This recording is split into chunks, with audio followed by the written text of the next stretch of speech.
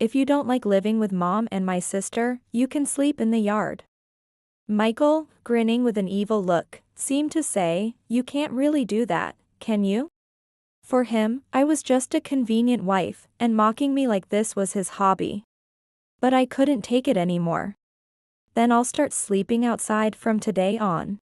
Don't complain about who I sleep with, okay? At my words, Michael scoffed through his nose. However, the next morning, after seeing the yard, Michael became frantic and regretted his words. My name is Gina Manning, a 42-year-old freelance illustrator. At this age, I have built a career that allows me to earn a decent income working from home. I lived in the city with my husband, Michael. We didn't have children and enjoyed our carefree life as a couple. I wanted children, but Michael disliked them and adamantly refused to have any.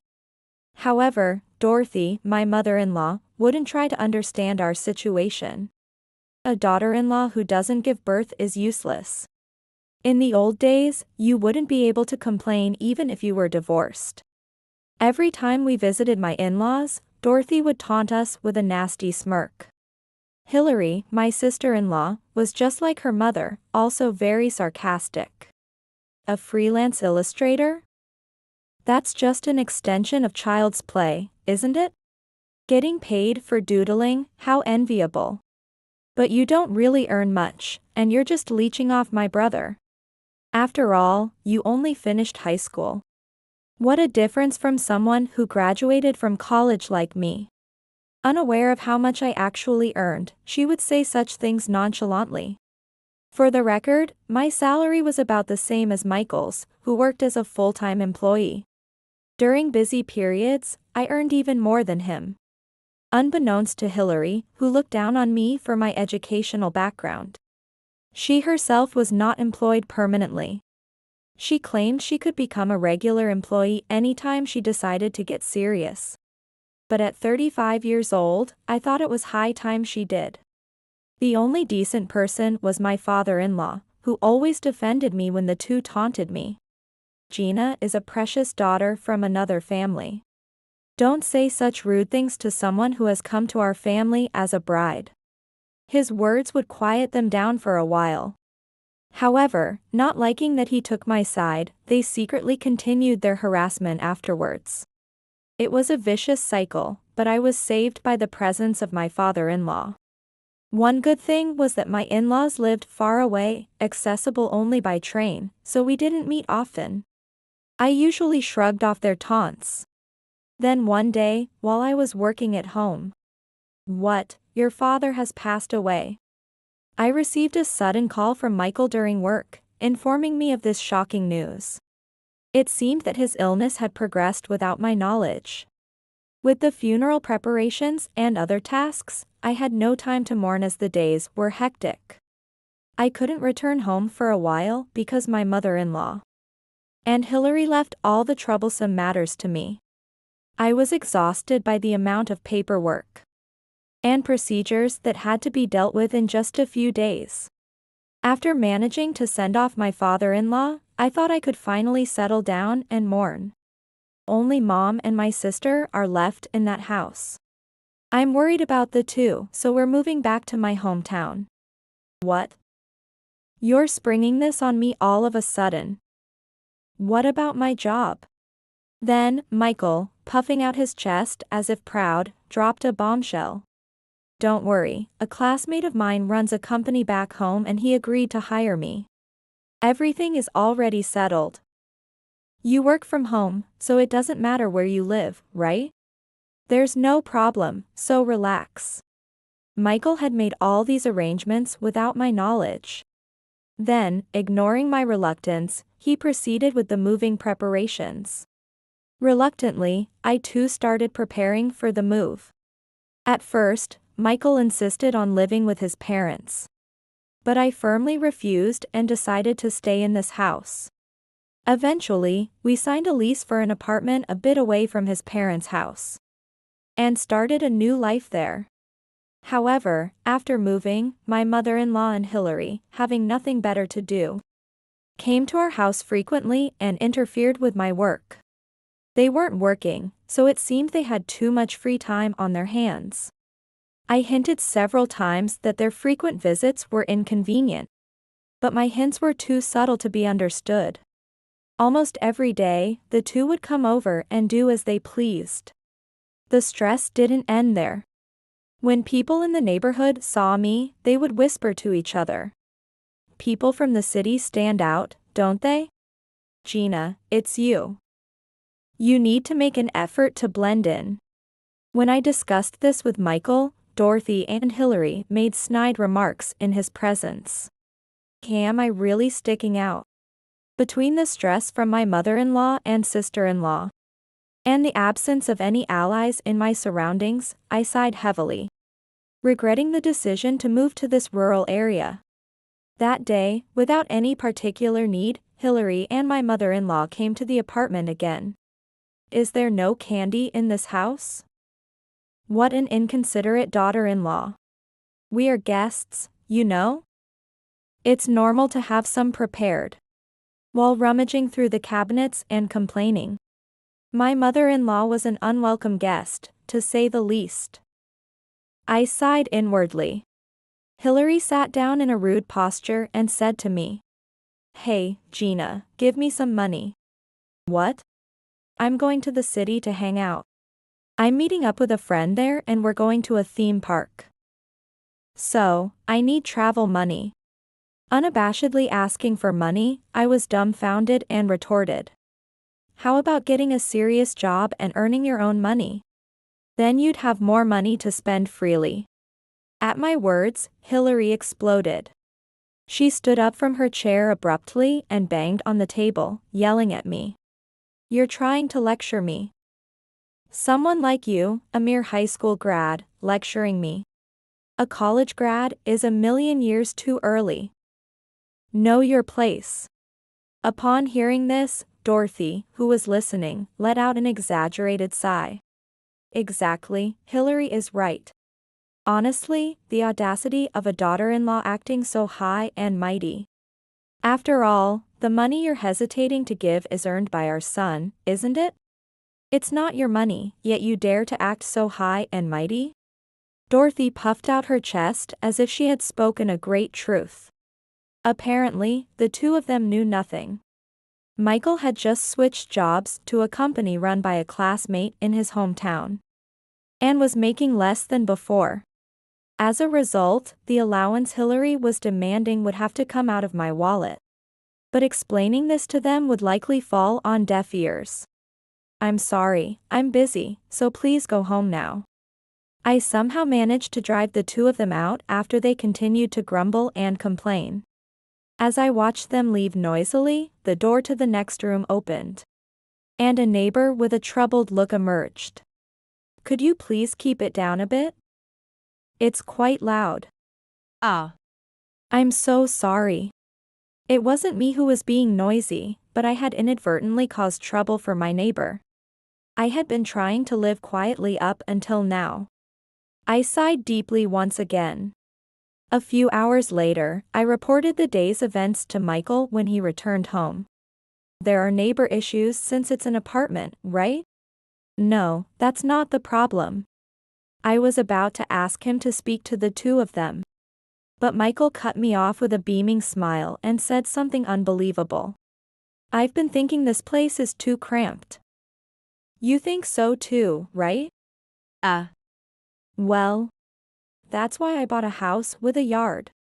He said it in a casual tone, as if he had just bought some sweets on his way home from work. It was so unexpected that I was momentarily unable to grasp what he meant. "You bought a house?" "Wait, what do you mean?" "It was a used one, selling cheap.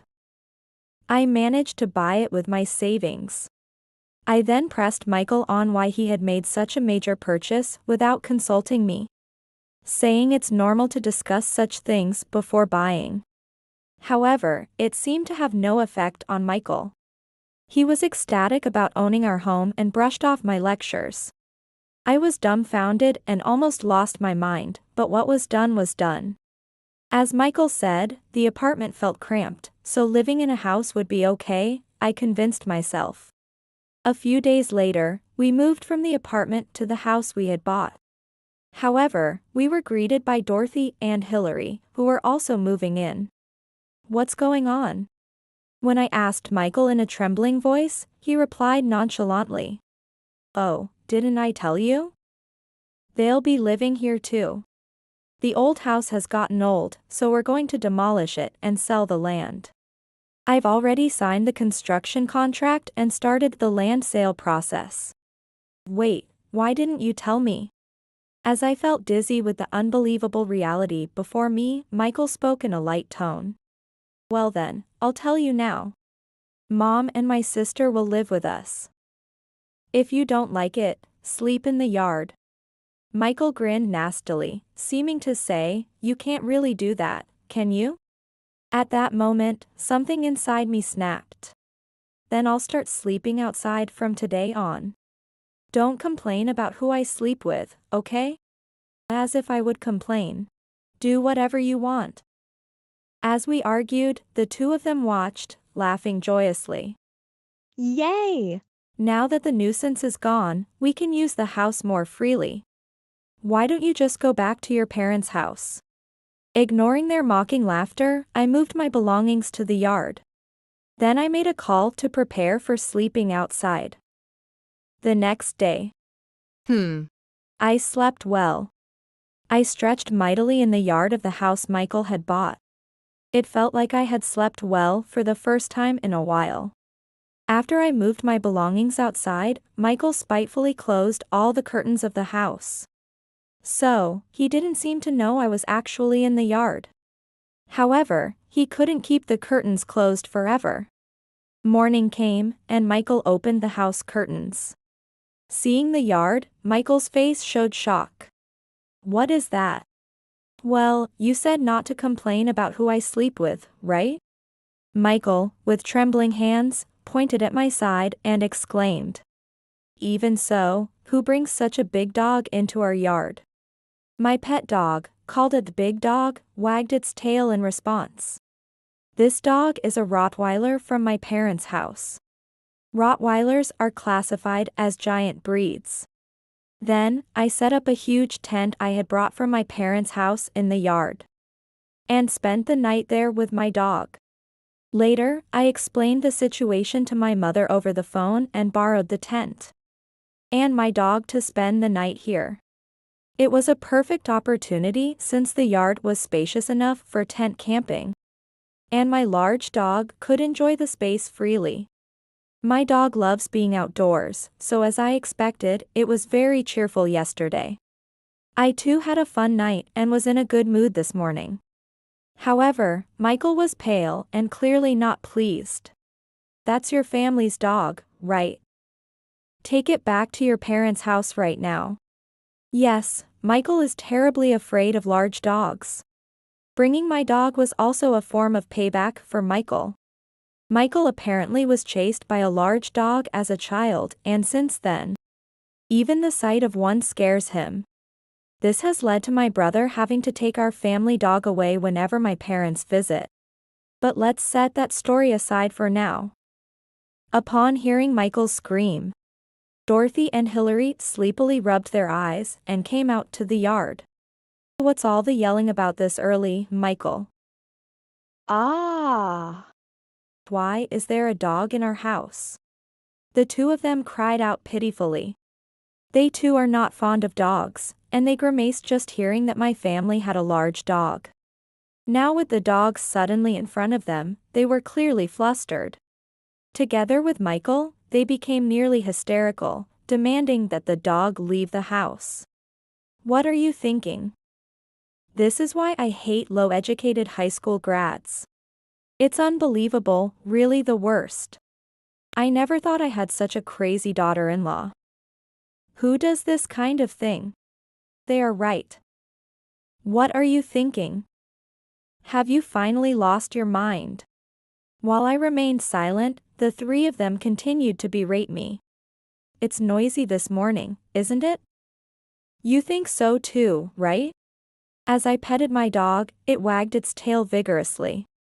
This dog has a large body but a gentle personality, and is very smart and kind. However, he shows no mercy towards anyone who harms the family. Can't you hear us telling you to leave? As Michael lashed out with his harsh words, my dog growled by my side. At that sound, Michael let out a pitiful scream. And noise came from the large tent where I had been sleeping. It's lively this morning. Ah. Dad, good morning. What? Emerging from the tent was my father. Michael, not expecting my father to be there, exclaimed in a ridiculous voice. Oh, Michael. Good morning. My father greeted him with a smile, but Michael stood there with his mouth agape. I'm hungry. Steve, you ate a lot last night. Next, my brother, Steve, came out of the tent. Though married and living elsewhere, he came when I told him yesterday. Then, since we're all here, let's have a family camp in the yard. If anyone tries anything, we'll be safe with us around. So, we decided to camp out as a family. Good morning. It seems my daughter has been quite the host. Last to emerge was my mother. She smiled refreshingly appropriate for the morning, but her eyes were not smiling. When I told her the situation yesterday, my mother was the most angry. She doesn't show her emotions loudly like Michael's family, but she harbors a quiet rage. The look she gave my in-laws was icy. Father, mother, and brother. It's been a while. Michael's earlier bluster was gone, and he attempted a strained smile. He can act tough with me, but not with my father and brother. The reason being, both are considerably well-built, and Michael is intimidated by them. My father, a muscular military personnel, still works out daily and was even a triathlon award winner last year. My brother is a current police officer who keeps our town safe and, influenced by our father, also regularly works out. His wife and daughter may be exasperated by how much he exercises. But to me, he's a reliable brother. The family dog they walk is also impressively muscular, having kept up with their intense exercise routines since it was a puppy. Well, I have many things to say, but first, thank you for letting us use your yard. Thanks to you, we've had a wonderful time as a family. When my mother politely expressed her gratitude, my mother-in-law, almost involuntarily, responded with a "You're welcome." Despite being surrounded by muscular men, my mother holds the highest position in our family hierarchy. Our dog, too, is most attached to her and sees her as the leader of the pack. Even now, it sat well-mannered by her side. Both my brother and father say, no matter how much they train, they can't surpass our mother. She may not have physical strength, but she shows her power when it matters. Once, when I was bullied in elementary school, she confronted the teacher immediately and dragged the bully's parents to the school. Enough formalities. I'd like to hear why you treated my daughter so poorly. Please, don't hesitate to explain. Though she smiled throughout, her presence was overwhelming, and eventually, both the bully's parents and child ended up crying. That was when I vowed never to anger my mother. If I had consulted my family earlier about my troubles, my parents and brother would have supported me. But I didn't want to worry them. I wanted to reassure everyone that I was married and living happily. Thus, even when my mother-in-law and Hillary harassed me, and Michael made unilateral decisions about moving, I consulted no one. When I finally called my mother yesterday, she was both angry and worried over the phone. You've always been patient, my dear. But I can't stand seeing you suffer because of it. After all, you are my precious daughter. I am a grown adult, not a child under my mother's protection. But hearing her words, I almost cried, deeply regretting not having consulted her sooner. Now, my mother faced the in-laws with the same smile she had when confronting the bully's parents. This was one of the few times she had interacted with them since our wedding. They had hardly met since then, so they probably never imagined she could be so formidable. I've heard from inside the tent all the insults you threw at my daughter. Calling her low-educated, crazy, and more. Now, please enlighten us as to why you felt entitled to speak so rudely to my daughter? Her tone was polite, but the pressure left no room for argument. Her eyes remained stern, and every time she spoke, the air seemed to cool further. Glancing at my father and brother, I noticed their complexions paling even though they weren't the ones being scolded.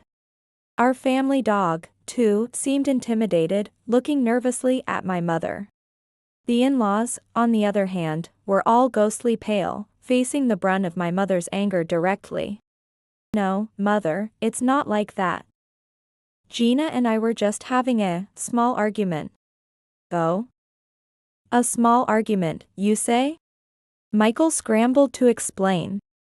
But the cold voice and stern face returned by my mother only made his complexion worsen. Then, in a twist, Michael directed his frustration at me. You. It's sneaky to bring your family into this. However, I was unfazed by Michael's accusation. Well, you're with your family, aren't you? It's not sneaky or anything of the sort. My quick retort left Michael at a loss for words. He desperately wanted to outsmart me, but he was clearly at a disadvantage. After a moment's thought, his face suddenly brightened as if he had struck upon a great idea. And he declared confidently, "Enough, I want a divorce. Doing whatever you like in my house, I can't believe it." It sounded as if he believed he had one. Could it be that he saw divorce as his trump card? Thinking I would be shocked and apologize if he mentioned it? By now, I felt nothing for Michael, my love for him had dried up long ago. With an air of disdain, I slowly opened my mouth and dropped a significant bombshell. You can divorce if you want, but you'll be paying for your affair in compensation. Huh? Did you think I hadn't noticed? In a small town like this, everyone knows you're cheating with a woman from your workplace. It was bound to come out. Indeed, Michael had been having an affair with a woman in her 30s at the company run by his classmate. The woman was also married, which would only magnify the scandal once it came to light. My suspicions had been raised due to his late returns home, and the discovery of a woman's handkerchief and a hotel receipt in his pocket confirmed my suspicions. In this small town, there was no detective agency, so I had to investigate on my own. Finding ample evidence of his infidelity. This evidence will ensure a solid claim for compensation when presented to a lawyer. Then, let me introduce you to a lawyer I know. Really? That would be helpful, Dad. Michael, clearly not expecting his affair to be discovered, turned as pale as paper. Yet he wasn't ready to give up and tried to defend himself with a trembling voice.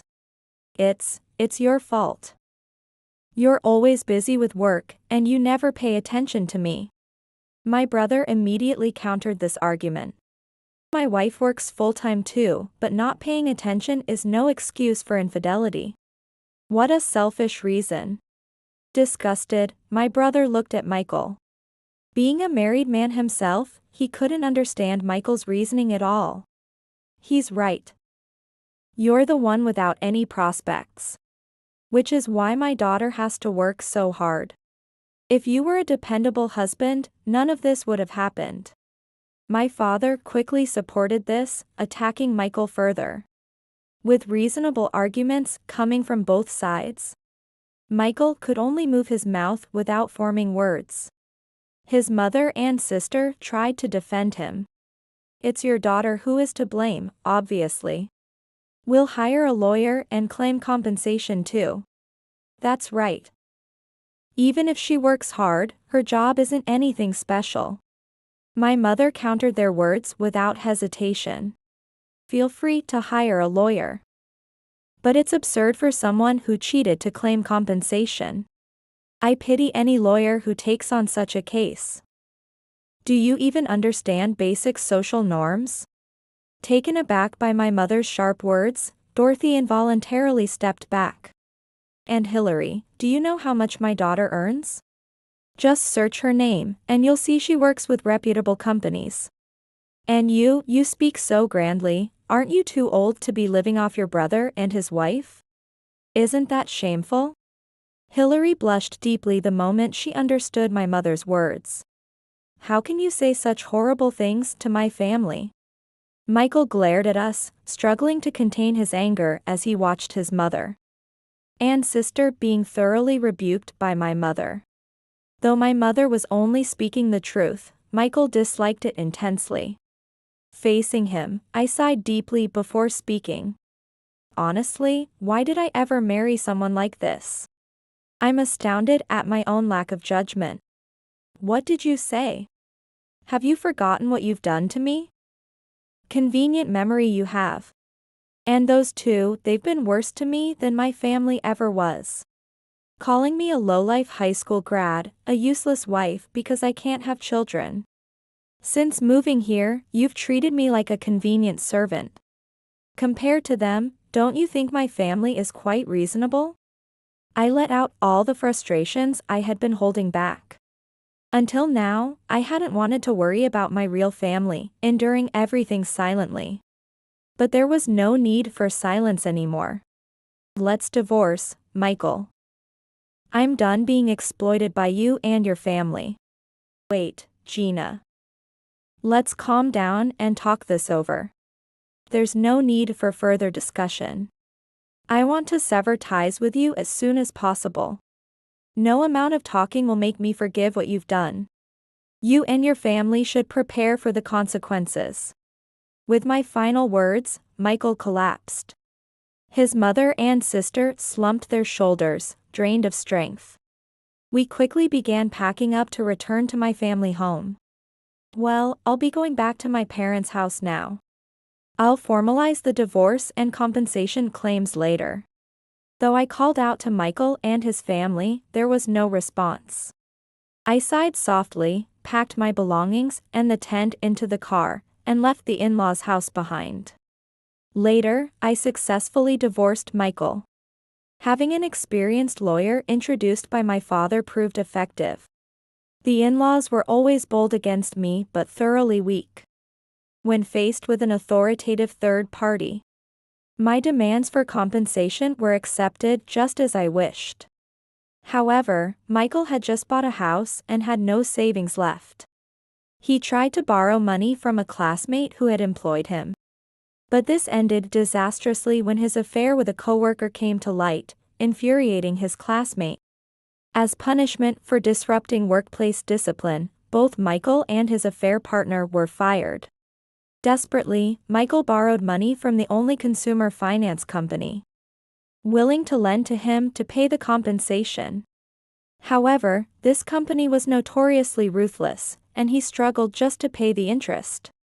Meanwhile, the woman he had an affair with was also divorced by her husband, who then demanded compensation from Michael. Burdened with paying double the compensation, Michael ended up selling the house he had just bought to cover the debts. Having sold his house, Michael moved into a cheap, run-down apartment with his mother, Dorothy, and sister, Hillary. He managed to find some part-time work, but it was clear he was living a pressured life. Hillary finally decided to start working, but with no significant work history. She struggled even to land a part-time job. Dorothy registered with a senior employment service. But jobs were scarce in the countryside, and ultimately, Michael had to support all three of them. Given his meager part-time wages, maintaining even a basic lifestyle was a struggle, let alone supporting three people. During the days I was moving my belongings out of the in-laws' house, a neighbor approached me. "You're the new lady who moved here recently, right? You're Ms. Manning from that house, aren't you?" "Yes, that's correct." The neighbor, looking concerned, shared with me. That family, the mother and daughter, are somewhat notorious around here for being mean and acting superior. We were all quite worried about you. Are you okay? If you ever need to talk, I'm here.